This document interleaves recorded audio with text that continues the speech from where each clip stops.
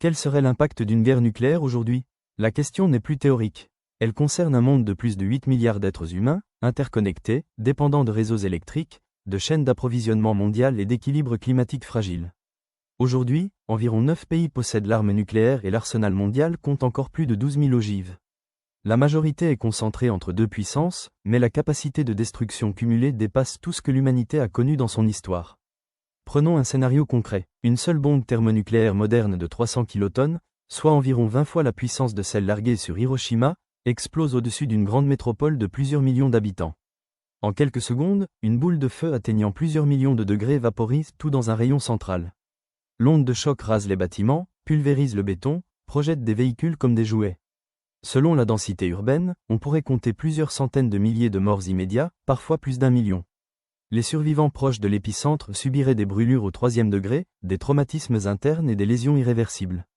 Les hôpitaux seraient détruits ou saturés en quelques minutes. Les secours seraient inexistants ou incapables d'opérer. Mais l'explosion n'est qu'une partie du désastre. La radiation libérée contaminerait l'air, l'eau et les sols. Les retombées radioactives provoqueraient des syndromes d'irradiation aiguë, nausées, hémorragie, effondrement du système immunitaire. À moyen et long terme, les cancers exploseraient, comme ce fut le cas après Hiroshima et Nagasaki, mais à une échelle bien plus grande, car les armes actuelles sont infiniment plus puissantes. Les conséquences génétiques pourraient toucher plusieurs générations. Une ville frappée ne serait pas seulement détruite, elle deviendrait partiellement inhabitable pendant des années.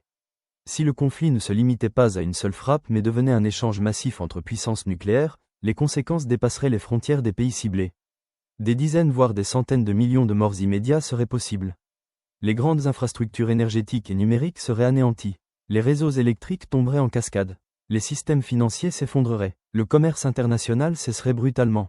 Les transports maritimes et aériens seraient paralysés. L'économie mondiale entrerait dans un chaos sans précédent.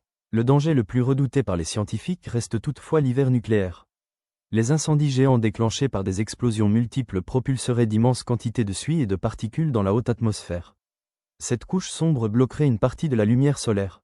Les températures mondiales pourraient chuter brutalement. Les cycles agricoles seraient bouleversés.